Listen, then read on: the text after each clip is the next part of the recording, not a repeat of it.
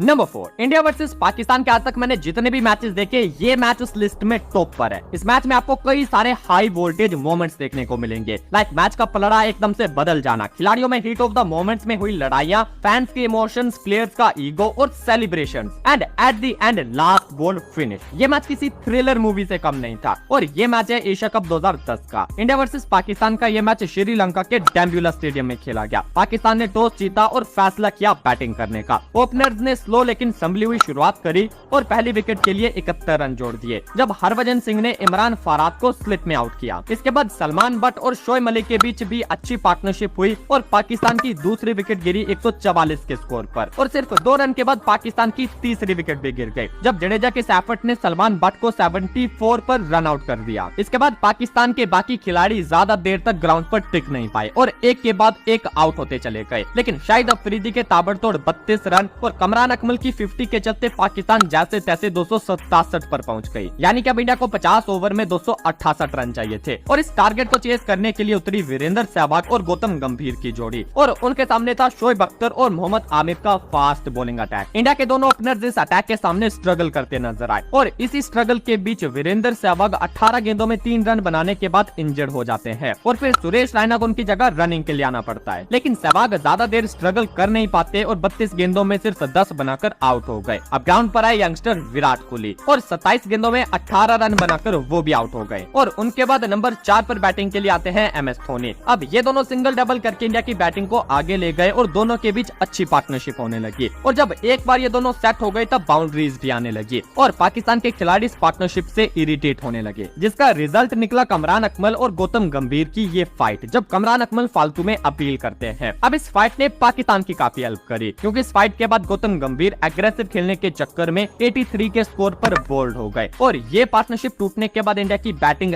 एकदम से कोलैप्स हो गई क्योंकि रोहित शर्मा, एम एस धोनी और रविंद्र जडेजा ये तीनों सिर्फ 40 रन के अंदर आउट हो गए। अब इंडिया के 219 पर 6 विकेट उड़ चुके थे और जीत के लिए चाहिए थे 29 गेंदों में 49 रन, लेकिन दिक्कत ये थी कि इंडिया का सिर्फ एक प्रॉपर बैट्समैन क्रीज पर था जो कि सुरेश रैना थे और उनका साथ दे रहे थे हरभजन सिंह। बट इस मोमेंट पर भी रैना ने मैच को डीप ले जाने की जगह अटैकिंग इंटेंस से बैटिंग करी और भज्जी ने भी शोएब अख्तर को ये छक्का मारकर रैना का साथ दिया और इस काउंटर अटैक के चलते इंडिया जीत के करीब पहुंच गई थी क्योंकि लास्ट 12 गेंदों में सिर्फ 16 रन चाहिए थे। सेकंड लास्ट ओवर डालने आए शोएब अख्तर और इस ओवर में आ गए 9 रन और ओवर खत्म होने के बाद अख्तर ने भज्जी को स्लेजिंग शुरू कर दी। यह मामला इतना ज्यादा गर्मा गया कि इन दोनों ने पंजाबी में एक दूसरे को खूब गालियां बकी। Now cut to final over. Mohammad Amir की 6 गेंदे और बचे थे 7 रन और इस ओवर की दूसरी बॉल पर सुरेश रैना स्ट्राइक के चक्कर में रन आउट हो गए। अब 4 गेंदे और 6 रन। स्ट्राइक